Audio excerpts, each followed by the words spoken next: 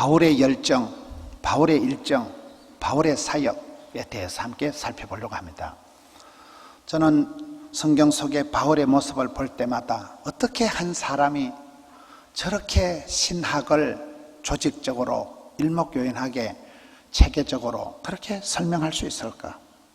어떻게 장가도 안 가본 사람이 사랑의 고수가 되어서 어떻게 저렇게 사랑에 대해서 깊이 있게 조목조목 설명을 할 수 있을까요?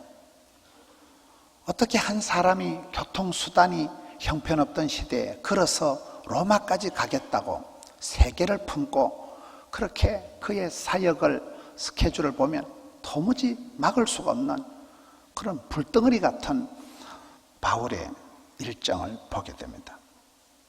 노다지 감옥에 갇히고 사방으로 우겨 쌈을 당해도 새털처럼 자유롭게 살아갔던 사람이 바울입니다. 그가 사역을 할 때 보면 집중력을 가지고 나가는데 누가 뭐라고 해도 두드리 맞고 갇히고 그런 수많은 핍박을 당해도 중단을 모르는 전도사역, 꺼지지 않는 열정을 보면서 제 자신의 모습이 부끄럽기도 하고 또 바울의 그 사역이 부럽기도 하고 그렇습니다. 오늘 본문에만 해도 5가지 바울의 특징이 있습니다. 오늘 10절 말씀에 보면 내가 주 안에서 크게 기뻐한다. 지금 바울이 이 편지를 적은 곳이 감옥입니다. 우리가 빌립보서를 옥중서신이다. 감옥에 갇혀서 편지를 적었는데 어떻게 감옥에 갇혀있는 그런 인생 막장 감옥에서 내가 그냥 보통 기뻐하는 것이 아니고 큰 기쁨이 내게 있다. 이게 쉬운 얘기가 아닌 것입니다. 요즘 우리가 보는 매일 성경 어저께 본문에 보니까 아브라함이 기력이 다해서 죽었다. 그의 아들 이스마엘이 기가 다 빠져서 죽었다. 이런 표현이 나오더라고요. 이러면 사람이 기가 막히면 죽습니다. 기가 뿜어져 나오는 게 기쁨이에요. 여기는 바울이가 감옥에 갇혀 있는데도 기쁨이가 샘솟듯 온천수가 터지듯이 밑에서부터 기가 뿜어져 나오는데 이 사람이 가지고 있는 이 기쁨이 도대체 어디서 이렇게 나오냐. 많은 사람들은 살아가면서 만유인력의 법칙에 따라서 우울해지고 약해지고 매너리즘, 형식주의, 화석화, 제도화에 빠져가지고 기가 빠지고 기가 줄어드는 게 감기 이렇게 되잖아요. 많은 사람들이 기가 약해졌어. 많은 사람들이 기가 빠졌어. 많은 사람들이 기가 막혀서 그렇게 살아가기 쉬운데 바울이라는 사람은 감옥에 들어갔어도 4장 4절을 보세요. 주 안에서 항상 기뻐해라. 내가 다시 말하노니 기뻐해라. 6절에 아무것도 염려하지 말고 모든 일에 기도와 간구로 너희 구할 것을 감사함으로 아뢰면 모든 지각에 뛰어나신 하나님의 평강이 그리스도 예수 안에서 너희 마음과 생각을 지키시리라. 사도 바울 편지에 꼭 나오는 말이 은혜와 긍휼과 평강이 있을지어다. 하나님께서 우리를 도와주시고 공짜로 선물 보따리로 주시는 것을 은혜 받았다. 내면의 깊은 차분함과 고요함을 평강을 주신다. 어쨌든 하나님은 저와 여러분을 불쌍히 여겨주시고 적은히 여겨주시고 그렇게 하시기 때문에 그 하나님께로부터 주어지는 기쁨, 세상이 빼앗아갈 수 없는 그것이 이 사람에게 넘쳤다는 거예요.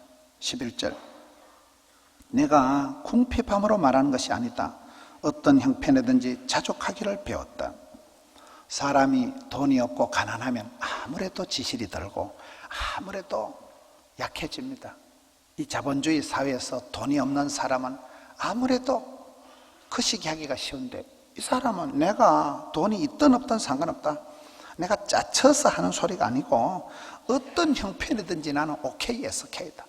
어떤 형편에 떨어져도 나는 만족, 감사, 충만하다는 거예요. 자족하기를 배웠다는 거예요. 12절에 어떤 형편이든지 일체의 비결을 배웠다.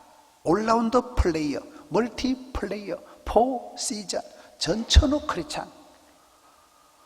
저는 오늘 우리 현대인들의 삶이 너무나 참 격변의, 격동의, 경랑의 세월을 살아가다 보니까 정신이 분열될 것 같고 내 마음 나도 모르고 참 마음 둘 곳이 없고 정 붙일 데가 없는 것이 현대인의 삶이 아닌가.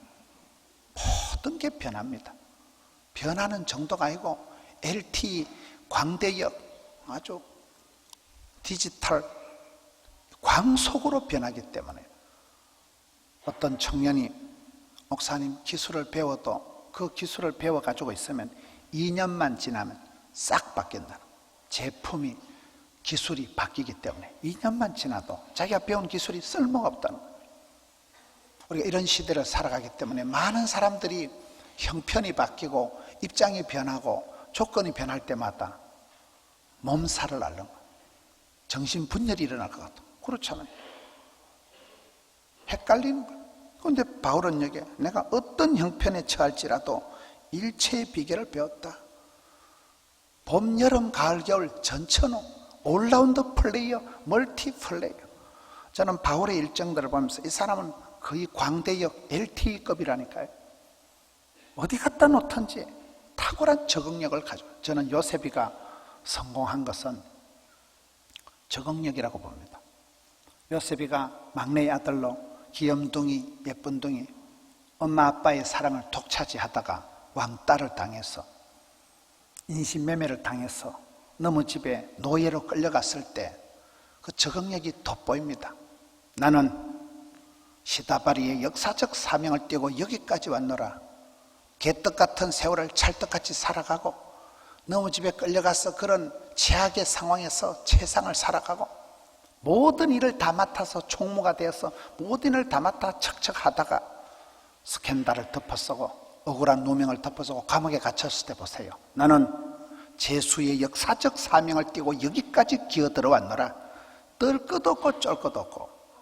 그가 얼마나 행복하게 기쁘게 살았으면 창세기 성경을 보면 요셉이는 용모가 아담하고 준수하였더라. 요셉의 얼굴이 일그러지고 요셉의 얼굴이 앙심을 품고 요셉이 도끼가 서린 얼굴로 살아간 모습이 아니고, 이거는 뭐 감옥에 처박아도 이거는 어디 가도 어떤 평판이 몰려와도 상처받지 않고 찰떡같이 적응력을, 친화력을 발휘하잖아요.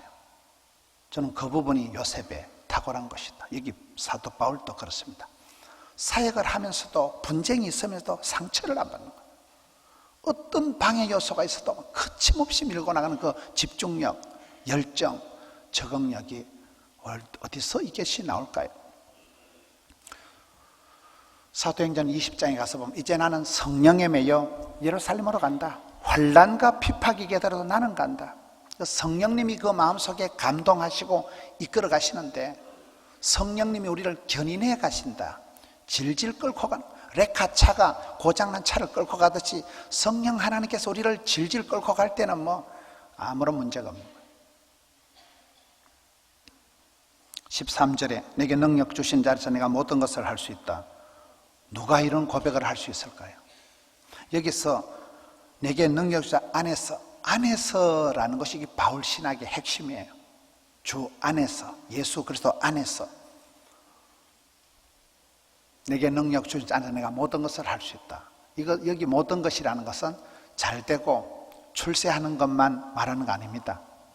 병들었을 때도, 사업이 어려울 때도, 심각한 고통이 있을 때도, 어떤 조건, 어떤 상황에서 나는 I can do, 나는 할 수 있다는 거예요. 엘칸토가 거기서 나왔다 하잖아요. 여러분, 여기에서 일체의 비결을 배웠다. 또 여기에서 빌사일삼, 빌립보서 4장 13절 빌사일삼, 내가 모든 것을 할 수 있다. 이 말씀 한 구절 붙들고 동서대학교, 경남정보대학교 장성만 목사님이 이 말씀 하나 붙들고 어마어마한 23,000명의 재학생이 있는 캠퍼스를 일으키고 되잖아요. 많은 스포츠맨들이 가장 좋아하는 말씀이 이 말씀이더라고요. 내게 능력 주시는 내가 모든 것을 할 수 있다. 여기서 모든 것을 할 수 있다는 것은 14절을 얘기하는 거예요. 14절 말씀에 너희가 내 괴로움에 함께 참여하였으니 잘하였도다. 쓴 잔도 약이 되고 괴로움도 고통도 그것이 축복이 되고, 신앙의 세계에서는 반전의 축복이 있는 것입니다. 스트레스가 양념이고 피곤이 능력이고, 신앙의 세계에서는 이런 오히려 괴로움에 동참할 때 그것이 쓴 게 약이 되고 신 게 몸에 좋듯이 이런 괴로움을 통해서 우리의 영혼이 다이어트가 되고 우리가 몸과 마음이 새롭게 달라지는 것입니다. 저는 바울의 사역을 볼 때마다 어떻게 한 사람이 이렇게 고백할 수 있을까? 바울이 여러분 교회를 초반에 해코지 할 때도 보통 열심히 안 해요. 사도행전 8장 3절에 사울이 교회를 잔멸할세 각 집에 들어가 남녀를 끌어다가 옥에 넘기니라. 교회를 아주 씨를 말리려고 덤비고, 이 사람이 한참 잘 나갈 때는 남자고 여자고 애고 어른이고 할 것 없이 잡아 족치는데 열심히 특심입니다. 사도행전 7장 58절에 보면 돌멩이를 들고 서대반을 죽이고 서대반을 치고 서대반의 옷을 벗어 사울이라는 청년의 발 앞에 두니라. 서대반 집사를 순교시킬 때 가장 주동적으로 앞장서서 한 인물이 사울입니다. 저는 이 말씀을 보면서 느낀 것이, 이 바울이라는 사람이 교회를 해코지할 때도 아주 특등 열심히 했구나. 저는 이 말씀을 보면서 느낀 것이, 오늘 성도님들의 어려움이 뭔가 하면 저와 여러분의 어려움이 차든지 뜨겁든지 반응을 해야 되는데 너무나 현실 속에서 지쳐버려 가지고 반응이 없는 반응. 여러분 요한계시록에 너희가 차든지 뜨겁든지 해라, 확 토해버릴 정도로 미지근한 인생을 살지 마라. 오늘 많은 현대인들이 그렇게 살아갑니다. 너무 자극이 많고 너무 상처가 많다 보니까 지레 그냥 겁을 먹고 쏙 들어가 가지고 반응을 하지 않는, 표현을 하지 않는 그런 삶을 살아갈 때, 바울은 교회를 잔멸할 때도 어떻게 이렇게 불꽃같이 살아갔을까? 좋은 일들은 아니었지만 그 열심 있는 바울이, 여러분 다메섹에서 예수님을 만나고 난 뒤에 변화가 일어나잖아요. 예수님을 만나면, 인격적으로 예수님을 만나면 예수님께서 그를 만져주시면 반드시 변화가 일어납니다. 변화된 이후에도 그 기질 그대로, 그 깡다구 그대로, 그 열정 그대로 밀고 나가. 저는 그 부분이 부러운 거예요. 여러분 기가 막히면 죽습니다. 기가 뿜어져 나오는 삶을, 기쁨이 넘치는 삶을 살아야 되고, 일을 하든지 사역을 하든지 사람을 대하든지 간에 그 속에서 힘이 펄펄 나는 그런 에너자이저, 축복의 통로의 그런 모습을 저는 바울에서 보게 되는 것입니다. 바울이 출신 배경이 대단합니다. 베냐민 지파입니다. 베냐민 지파는 숫자는 작아도 이스라엘의 초대왕 사울왕, 에서더 다 베냐민 지파 출신들입니다. 태어날 때부터 로마 심건이 있었던 사람입니다. 바리새인 중에 바리새인입니다. 당대 최고의 학자 가말리엘 문화생입니다. 그렇게 모든 조건을 구비한 대단한 스펙의 소유자가 바울이었지만, 예수님을 만나고는 이 모든 인생의 자랑거리를 비설물같이 여기고 추월자가 아니라 초월자로 살아가잖아요. 바울의 삶을 보면 초반기에 얼마나 성격이 못됐는지, 사도행전 9장에 사울이 예루살렘에서 제자들을 사귀고자 했으나 모두 두려워하여 가까이 하지 않았다. 사람이 가까이 할 수 없는 아주 악독한 사람, 해방자, 핍박자, 까칠한 사람이 바울이었거든요. 미국의 록펠러도 그랬다더라고요. 록펠러라는 사람이 얼마나 못되게 사업을 하는지, 평판이 아주 나쁘고 사람을 상종하기 힘든 그런 악질, 저질적인 그런 사업가가 록펠러였다더라고요. 그가 석유 사업에 대박을 터뜨리고 난 이후에 죽을 병이 걸린 록펠러가 그때서 어머니의 기도가 생각이 났어. 어머니가 예배당 가거든 앞자리에 앉아라, 11조 떼먹지 마라, 담임 목사님한테 잘해라. 제가 이 말 하려고 이 설교를 낑가가지고 하는 건 아니에요.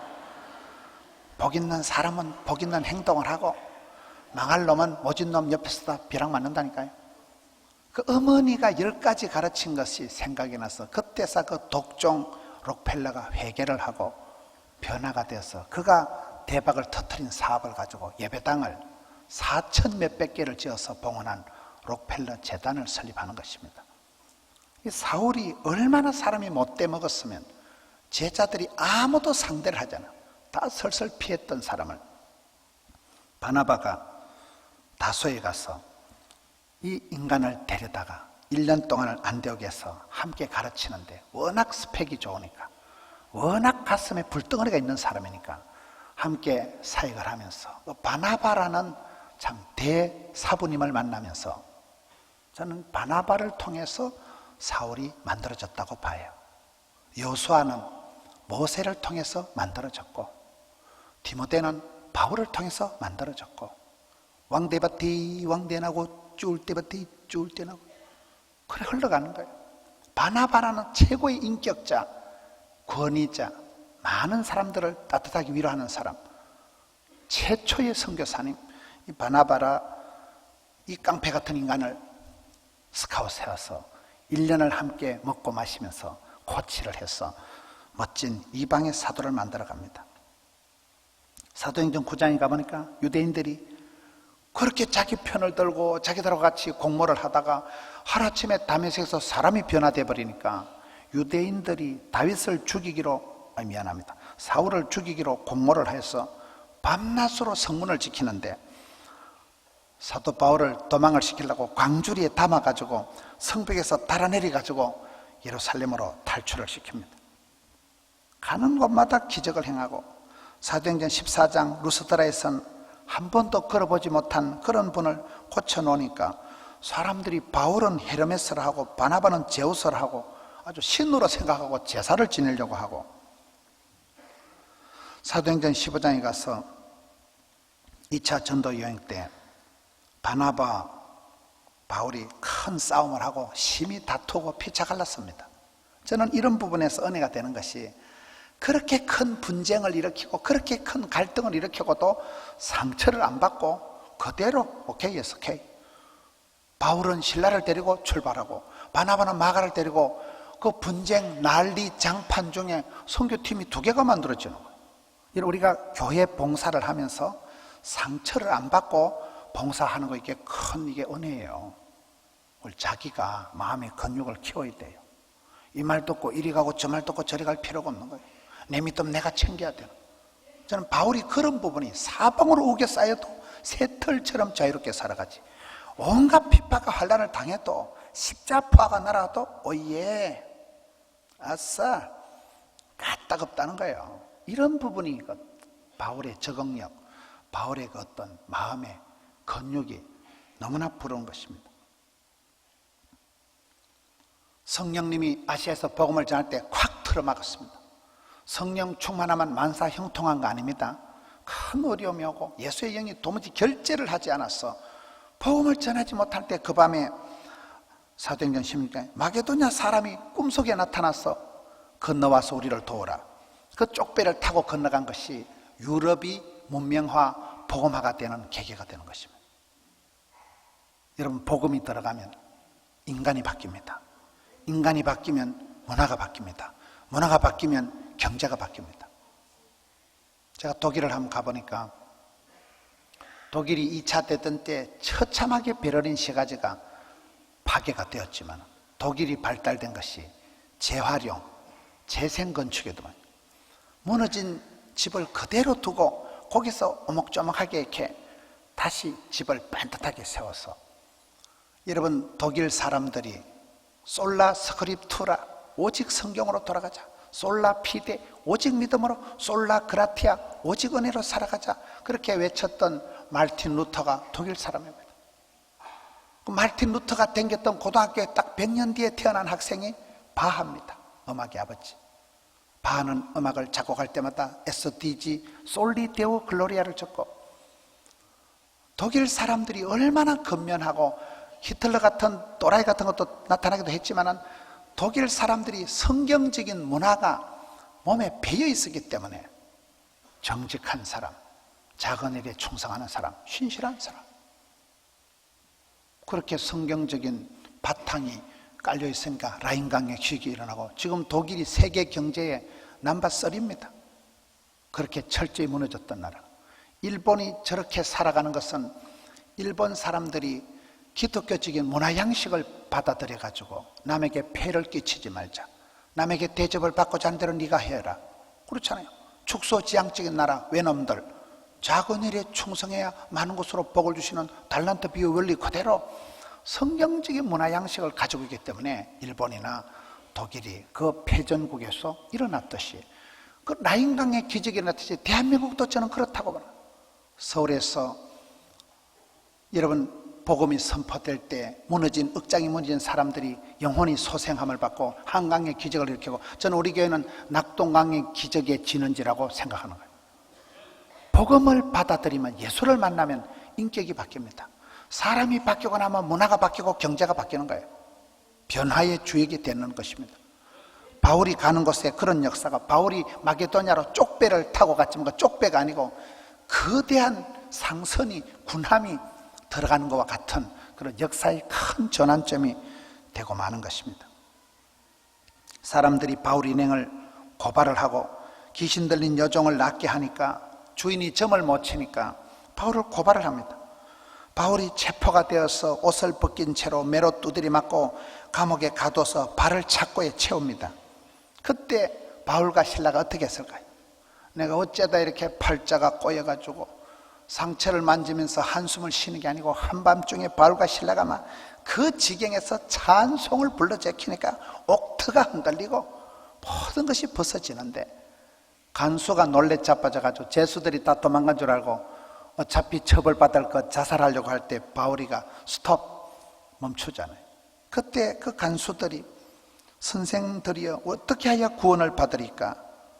사도행전 16장 31절에 주 예수를 믿어라, 그리하면 너와 너희 집이 구원을 받으리라. 이런 말씀들이 계속해서 저는 바울의 행적을, 바울의 스토리를 보면서 숨이 가쁜 거예요. 바울이 여러분 감옥에 있을 때 한 번이라도 얘들아 교회에서 좀 연판장 좀 돌려가지고 서명 좀 해서 탄원서 좀 올리고 맛있는 거 좀 피자라도 한 판 좀 사들르고 내 좀 빨리 석방 되도록 기도 좀 해주라, 한마디도 그런 말이 없습니다. 자기 개인의 편리를 안락을 위해서는 한마디도 부탁 안 해요. 오직 예수, 절대 기도, 순수 복음 그냥 밀고 나가는 거예요. 저는 이런 부분은 어떻게 한 사람이 이렇게 살아갈 수 있을까? 장가도 안 가본 사람이 사랑은 그 시기하고 사랑은 그 시기하고 어떻게 이렇게 잘할까? 육체의 가시를 가지고 아무리 기도해도 낫지 않은 몸의 지병을 가지고 안질이 안 좋아서 글도 제대로 못 쓰고 드디어가 드디게 대피를 해주는데도 적자 생존, 수많은 편지를, 가장 많은 목회 서신을 남겨서 지금도 그 기록을 통해서 초대교회 역사를 우리가 생생하게 보게 되잖아요. 어떻게 한 사람이 이렇게 막강 영향력을, 로마도 걸어서 가겠다, 교통수단이 없던 그 시대에 어디서 이런 배짱이, 어디서 이런 불꽃이, 어디서 이런 열정이 일어날까요? 성령님을 해방하지 않고 오직 성령이 말씀한 권세한 능력을 받고 오직 성령의 충만을 받고 오직 성령이면은 전부 바울의 편지예요.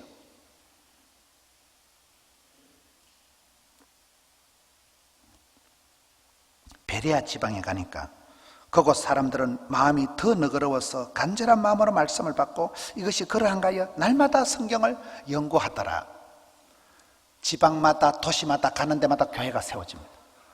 그 지방에 있는 사람들을 로마는 로마, 고린도는 고린도, 에베소는 에베소, 안디옥은 안디옥 가는 데마다 문화의 핵이 되어서 핵 분열을 일으키는 것입니다. 고린도 지역에 가선 브리스길라 아굴라 부부를 만나는데 같이 텐트를 만드는 동업자요 동력자가 되어서 평생을 그렇게, 나는 사도 바울을 위해서 내 목숨이라도 내놓겠다, 그런 파트너십을 형성하지 않습니까?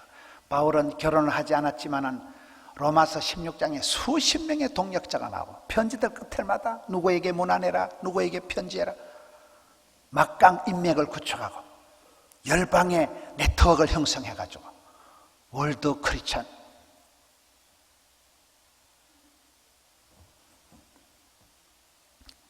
사도행전 18장에 가서 보면요, 에베소에서 바울이 석 달 동안 해당에서 강론했는데 비방하는 무리들이 있었더라.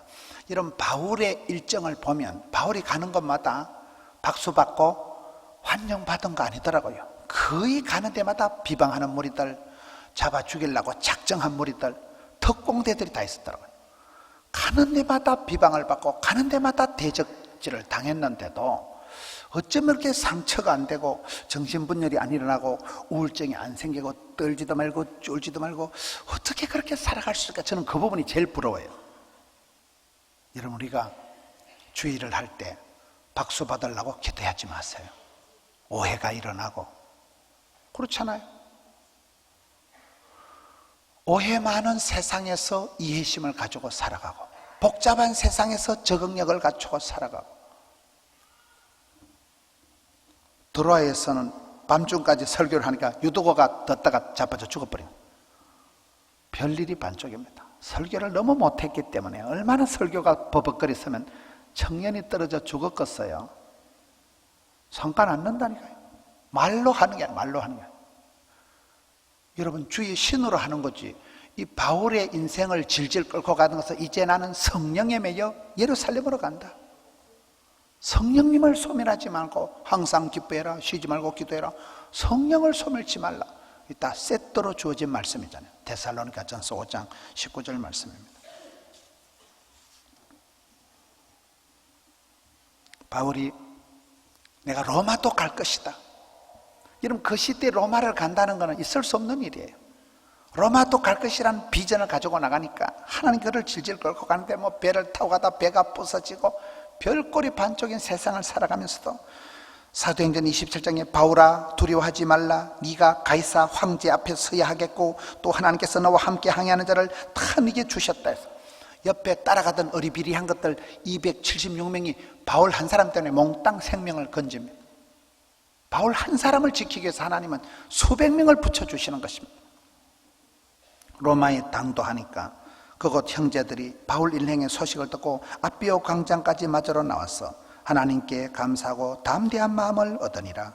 바울이 온 이태를 자기 셋집에 머물면서 자기에게 오는 사람을 다 영접하고 하나님 나라를 전파하여 주 예수 그리스도에 관한 모든 것을 담대하게 거침없이 가르치더라. 여러분, 초대교회 예루살렘 교회에 큰 환란과 핍박이 일어나니까 성도들이 흩어져서 안디옥으로 로마까지 진출해서 바울이 로마에 압송되어 갔을 때 벌써 로마의 성도들이 교회를 만들어 가지고 바울을 환영하고 그곳에서 감옥에 갇혀 있으면서 온 이태를 자기에게 오는 모든 사람을 만나주고 가르치고 거침없이 복음을 전파했다는 사실.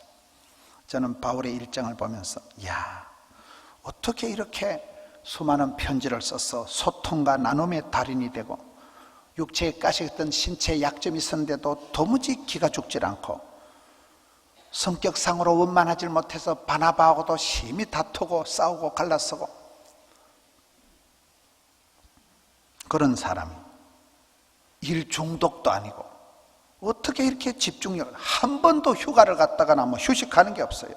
개인적으로 인간적으로 위로를 받으려고 한 번도 편지한 적이 없습니다. 몸은 하나인데 어떻게 이방의 사도로 열방을 품고 살아갈 수 있었을까?